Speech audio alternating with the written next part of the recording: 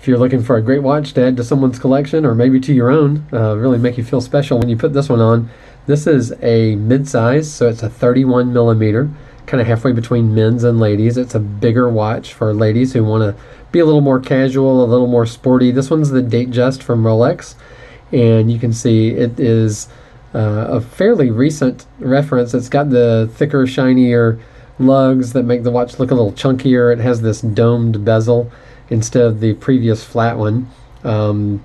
It has markers that are just filled with the super luminova, so it'll glow like crazy. And it's got the heavier duty bracelet.